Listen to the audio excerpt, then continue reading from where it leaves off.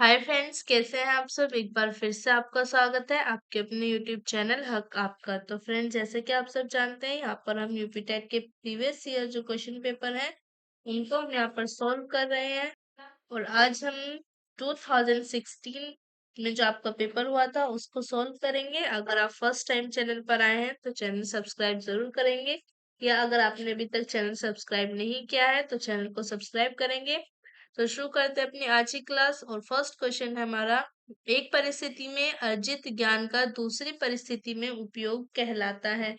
सीखने की विधियां, सीखने में स्थानांतरण, सीखने में पठार या सीखने में रुचि। तो करेक्ट आंसर हो जाएगा यहाँ पर आपका ऑप्शन 2, सीखने में स्थानांतरण।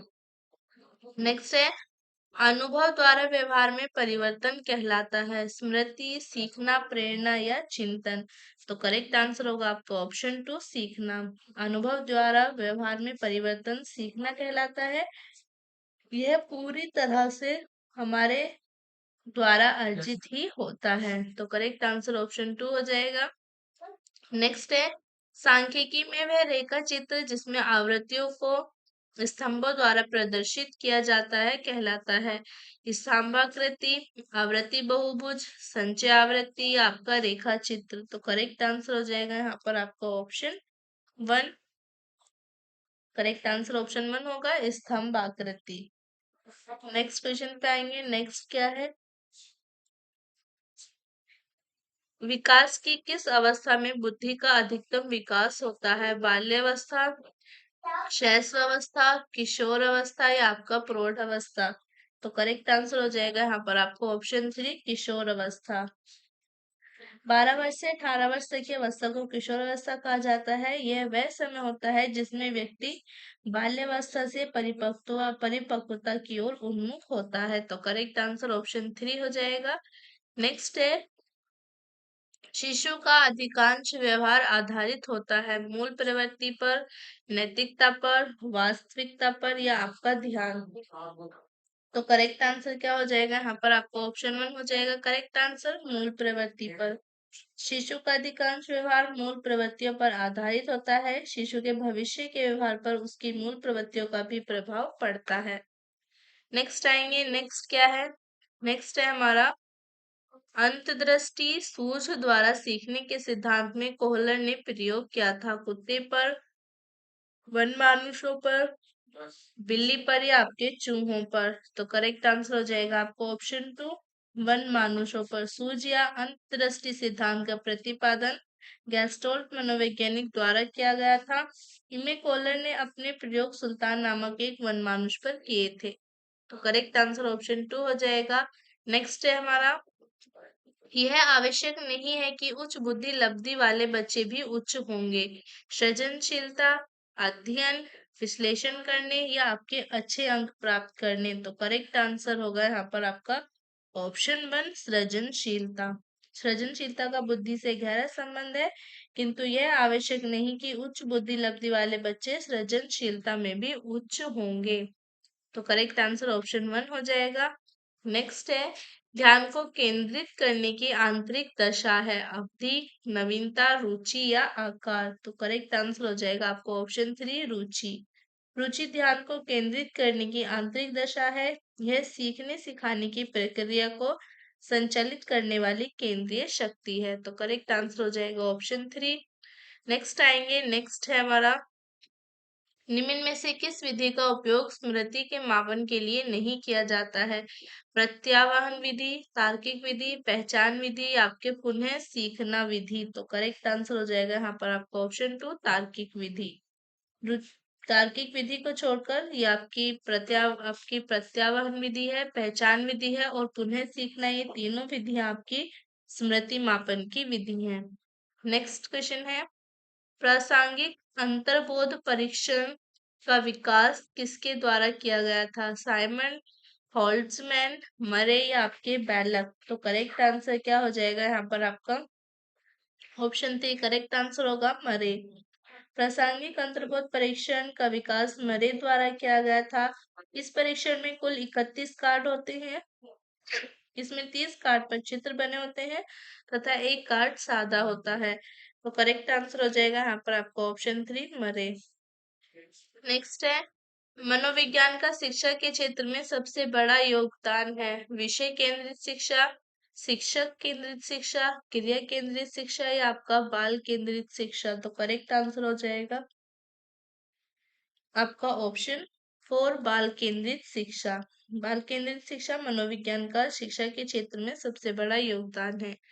नेक्स्ट है, निम्नलिखित में से कौन सा वृद्धि और विकास के सिद्धांतों से संबंधित नहीं है? निरंतरता का सिद्धांत, वर्गीकरण का सिद्धांत, समन्वय का सिद्धांत, व्यक्तित्व का सिद्धांत। तो करेक्ट आंसर हो जाएगा यहाँ पर आपका ऑप्शन, करेक्ट आंसर हो जाएगा यहाँ पर आपको ऑप्शन 2 वर्गीकरण का सिद्धांत।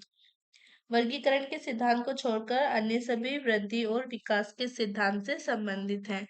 नेक्स्ट है, कक्षा शिक्षण में पाठ प्रस्तावना सोपान सीखने के किस नियम पर आधारित है? प्रभाव का नियम, सादृश्यता का नियम, तत्परता का नियम, साहचर्य का नियम। तो करेक्ट आंसर हो जाएगा यहाँ पर आपको ऑप्शन 3 तत्परता का नियम। कक्षा शिक्षण में पाठ प्रस्तावना सोपान सीखने के तत्परता के नियम पर आधारित है। तो ऑप्शन 3 यहाँ पर हमारा करेक्ट हो जाएगा। नेक्स्ट है, संप्रत्यय निर्माण का प्रथम सोपान है सामान्यीकरण, विभेदीकरण, प्रत्यक्षकरण या आपका पृथक्करण। तो करेक्ट आंसर हो जाएगा यहाँ पर आपका ऑप्शन 3 प्रत्यक्षकरण। संप्रत्यय निर्माण में प्रथम सोपान प्रत्यक्षीकरण होता है। संप्रत्यय निर्माण की प्रतिक्रिया बच्चे की आयु बढ़ने के साथ साथ बढ़ती है। तो करेक्ट आंसर हो जाएगा यहाँ पर आपको ऑप्शन 3। नेक्स्ट है, प्रेक्षे प्रेक्षेणात्मक अधिगम संप्रत्यय द्वारा दिया गया था। टोलमैन, बैडुरा, थॉर्नडाइक या आपके कोहलर। तो करेक्ट आंसर क्या हो जाएगा यहाँ पर आपको ऑप्शन 2 बैंडुरा। नेक्स्ट है, अधिगम में डैश ने प्रभाव का नियम दिया था? पोवलोव, स्किनर, वॉटसन या थॉर्नडाइक। तो करेक्ट आंसर क्या हो जाएगा यहाँ पर आपका, करेक्ट आंसर हो जाएगा आपको ऑप्शन 4 थॉर्नडाइक ने। नेक्स्ट है, अवधान के आंतरिक अथवा व्यक्तिनिष्ठ निर्धारक हैं? रुचि, लक्ष्य, अभिवृत्ति, उद्दीपक, वस्तु प्रविधि, प्रकाश, ध्वनि, गंध, पुरस्कार, दंड, प्रोत्साहन। तो करेक्ट आंसर क्या हो जाएगा यहाँ पर आपका ऑप्शन 1 करेक्ट आंसर हो जाएगा, रुचि, लक्ष्य और अभिवृत्ति। रुचि, लक्ष्य तथा अभिवृत्ति अवधान के आंतरिक अथवा व्यक्तिनिष्ठ निर्धारक है। नेक्स्ट है, बाल मनोविज्ञान का क्षेत्र है केवल शैशवावस्था की विशेषताओं का अध्ययन, केवल गर्भावस्था की विशेषताओं का अध्ययन, केवल बाल्यावस्था की विशेषताओं का अध्ययन, गर्भावस्था से किशोर अवस्था की विशेषताओं का अध्ययन। तो करेक्ट आंसर हो जाएगा यहाँ पर आपको ऑप्शन 4 गर्भावस्था से किशोर अवस्था की विशेषताओं का अध्ययन। नेक्स्ट है, वह अवस्था जो कि माता के 21वें गुणसूत्र जोड़े के अलग ना हो पाने के कारण होती है कहलाती है down syndrome, Klinefelter syndrome, Turner syndrome या आपका विल्सन सिंड्रोम। तो करेक्ट आंसर हो जाएगा यहाँ पर आपको ऑप्शन 1 डाउन सिंड्रोम।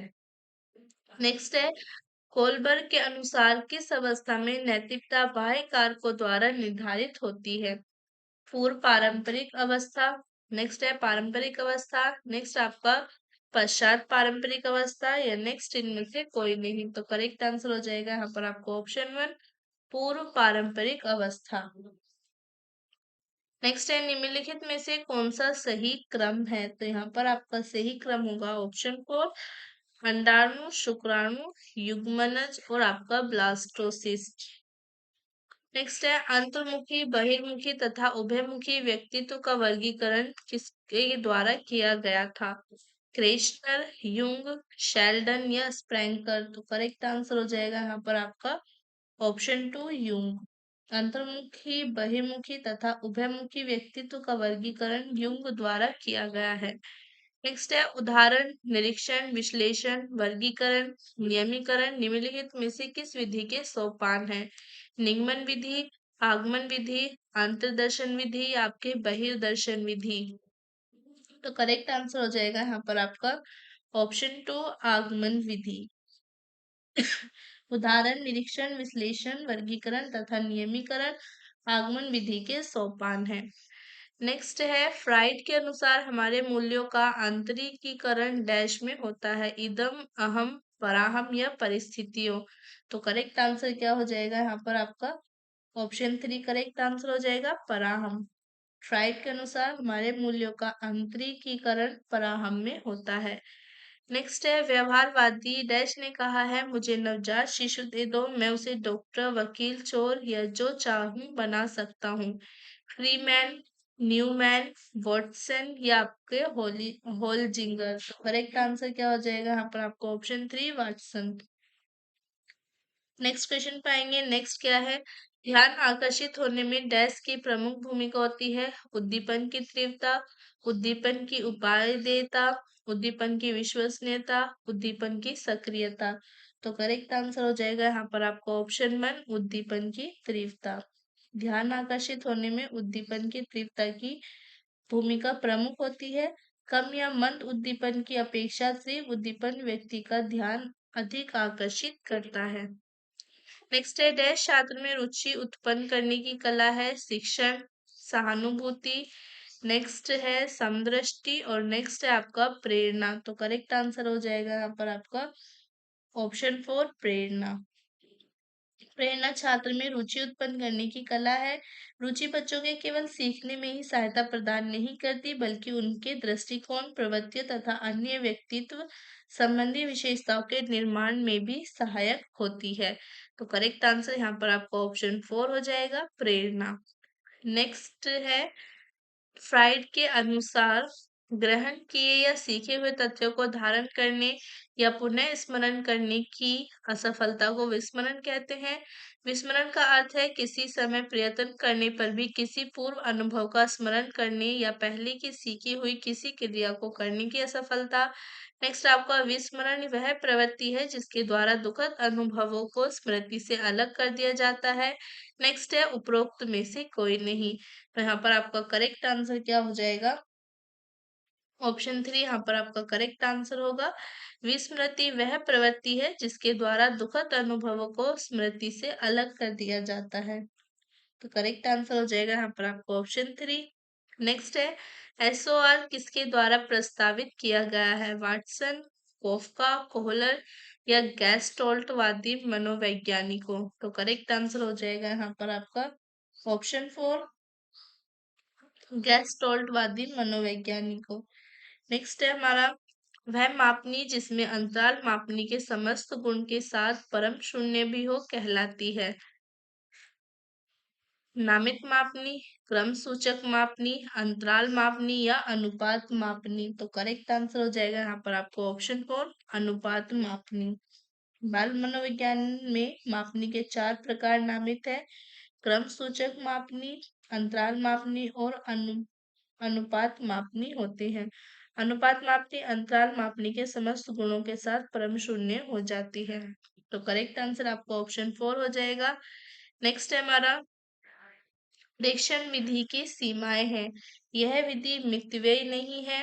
इस विधि में प्रेक्षण सूक्ष्मता से न करने पर प्राप्त परिणाम अधिक वैध एवं विश्वसनीय नहीं होते हैं। नेक्स्ट है, इस विधि से व्यक्ति के आंतरिक व्यवहारों का अध्ययन संभव नहीं है। और नेक्स्ट है आपका उपरोक्त सभी। तो यहाँ पर आपका करेक्ट आंसर हो जाएगा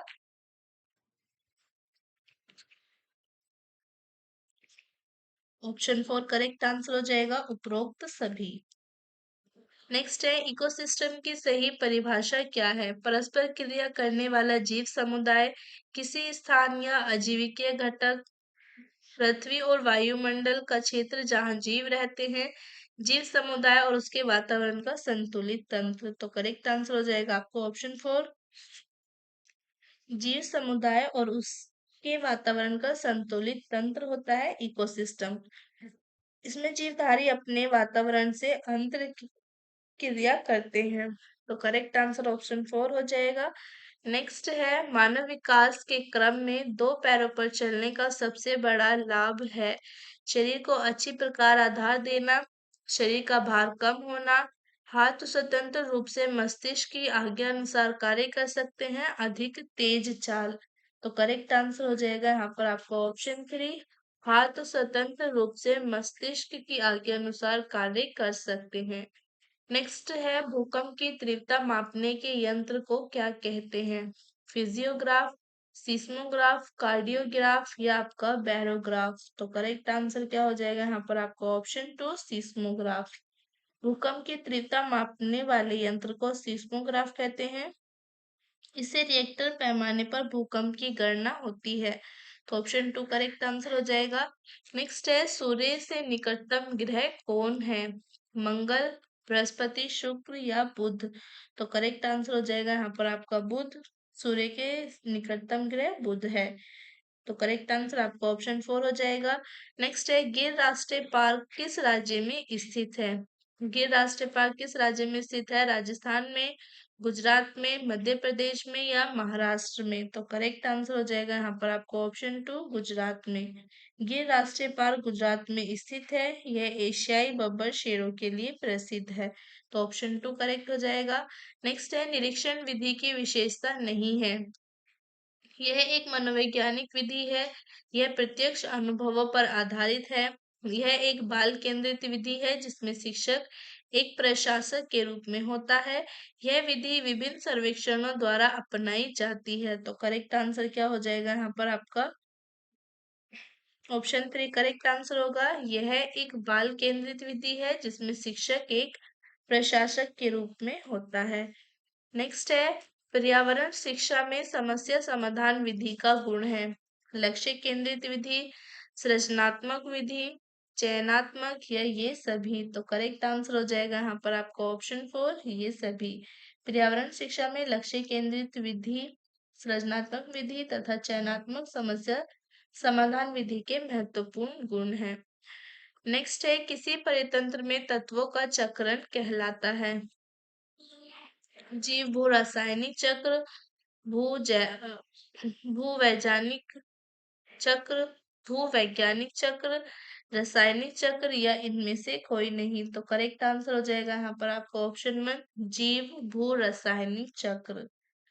नेक्स्ट है चिपको आंदोलन के प्रेरणा है हेमवती नंदन बहुगुणा, सुंदरलाल बहुगुणा, मदर टेरेसा या महात्मा गांधी। तो करेक्ट आंसर हो जाएगा ऑप्शन टू सुंदरलाल बहुगुणा। चिपका आंदोलन पर्यावरण संरक्षण से संबंधित है। यह आंदोलन उत्तराखंड के चमोली जनपद में वृक्षों को काटने से बचाने के लिए चलाया गया था। इसके प्रेरणा सुंदरलाल बहुगुणा थे। नेक्स्ट है इंसुलिन की रासायनिक प्रवृत्ति है विटामिन, प्रोटीन, वसा, कार्बोहाइड्रेट। तो करेक्ट आंसर क्या हो जाएगा यहाँ पर आपका? इंसुलिन है आपका। इंसुलिन आपका क्या है? प्रोटीन। ऑप्शन टू करेक्ट हो जाएगा। इंसुलिन की रासायनिक प्रकृति प्रोटीन होती है। यह कार्बोहाइड्रेट उपापचय के लिए महत्वपूर्ण है। यह शर्करा एवं वसा के निर्माण में भी सहायक है और प्रोटीन संश्लेषण को प्रेरित करता है। यह पेशियों में ग्लूकोज उपापचय को तीव्र करता है। तो करेक्ट आंसर आपको ऑप्शन टू हो जाएगा प्रोटीन। नेक्स्ट है पौधों में अर्धसूत्री विभाजन होता है मूल शीर्ष में, परागकणों में, तने में या परागकोश में। तो करेक्ट आंसर क्या हो जाएगा यहाँ पर आपका ऑप्शन फोर परागकोश में। पौधों में अर्धसूत्री विभाजन परागकोश में होता है। इसी परागकोश से परागकण निकलते हैं जो परागण में भाग लेते हैं। तो करेक्ट आंसर आपका ऑप्शन फोर हो जाएगा। नेक्स्ट है जैविक समुदाय में प्राथमिक उपभोक्ता आपके मांसाहारी होता है, सर्वाहारी, शाकाहारी आपका डेट्रीवोर। तो करेक्ट आंसर क्या हो जाएगा यहाँ पर आपका? ऑप्शन थ्री आपका करेक्ट आंसर होगा शाकाहारी। जैविक समुदाय में पौधे उत्पादक होते हैं तथा जो इनके द्वारा भोजन प्राप्त करते हैं वे शाकाहारी होते हैं। ये प्राथमिक उपभोक्ता भी कहलाते हैं। तो करेक्ट आंसर ऑप्शन थ्री हो जाएगा। नेक्स्ट है ज्वर नियंत्रण में आमतौर पर सबसे अधिक प्रयोग की जाने वाली औषधि है ब्रूफेन, बी कॉम्प्लेक्स, पैरासीटामोल या लीवर 52। तो करेक्ट आंसर हो जाएगा यहाँ पर आपका option three paracetamol. Correct answer हो जाएगा आपको ऑप्शन थ्री। नेक्स्ट है दही निर्माण हेतु कौन सूक्ष्म जीवी उत्तरदायी है? एस्परजिल्स, स्ट्रेप्टोकोक्स, रेट्रोवायरस, लैक्टोबैसिल्स। तो करेक्ट आंसर हो जाएगा यहाँ पर आपका ऑप्शन 4 लैक्टोबैसिल्स। दही के निर्माण में लैक्टोबैसिल्स नामक सूक्ष्म जीवी उत्तरदायी होता है। यह दूध में किण्वन क्रिया द्वारा दही का निर्माण करता है। नेक्स्ट है मानव रुधिर वर्ग की खोज सर्वप्रथम किस वैज्ञानिक ने की थी? लैंडस्टीनर, जेनिंग्स, पैटिनेमास्ट, कार्ल मार्क्स। तो करेक्ट आंसर क्या हो जाएगा यहाँ पर आपका ऑप्शन 1 लैंडस्टीनर ने ही आपके रुधिर वर्ग ब्लड ग्रुप की खोज की थी। नेक्स्ट क्वेश्चन है प्याज, आलू, अदरक है जड़, तना, अपस्थानिक जड़ें या आपके शल्क पत्र। तो करेक्ट आंसर क्या हो जाएगा यहाँ पर आपको ऑप्शन 2 तना। नेक्स्ट है एक कोश की सूक्ष्म जीव है। एक कोश की सूक्ष्म जीव है स्पाइरोगायरा, विषाणु, पैरामीशियम या हाइड्रा। तो करेक्ट आंसर हो जाएगा यहाँ पर आपको ऑप्शन 3 पैरामीशियम। एक कोश के सूक्ष्म जीव प्रोटोजोआ संघ का भाग होते हैं। अमीबा, एंटी अमीबा, हिस्टोलिका, लेशमेनिया, डोनाबानी और आपके प्लाज्मोडियम, पैरामीशियम, यूग्लिना आदि ये सब एक कोश के सूक्ष्म जीव के उदाहरण हैं। तो करेक्ट आंसर आपका ऑप्शन 3 हो जाएगा। नेक्स्ट है निम्न में से कौन सा पादप उत्पाद साबुन का विस्थापन है? रुद्राक्ष, रीठा, तेंदु या ये सभी। तो करेक्ट आंसर हो जाएगा यहाँ पर आपको ऑप्शन 2 रीठा। रीठा भारत में पाए जाने वाले एक प्रमुख पादप उत्पाद है। इसका रंग हल्का हरा होता है। रीठे का सुखाया हुआ फल शैम्पू, डिटर्जेंट, साबुन आदि के रूप में प्रयोग किया जाता है। सुनार लोग इसे सोने, चांदी एवं दूसरी कीमती धातु को चमकाने में भी इस्तेमाल करते हैं। तो करेक्ट आंसर आपका ऑप्शन 2 हो जाएगा रीठा। नेक्स्ट है निम्नलिखित वाहनीय ईंधनों में से किसको आजकल पर्यावरण स्नेही माना जाता है? डीजल, पेट्रोल, द्रवित पेट्रोलियम गैस या संपीड़ित प्राकृतिक गैस। तो करेक्ट आंसर हो जाएगा यहाँ पर आपको ऑप्शन 4 संपीड़ित।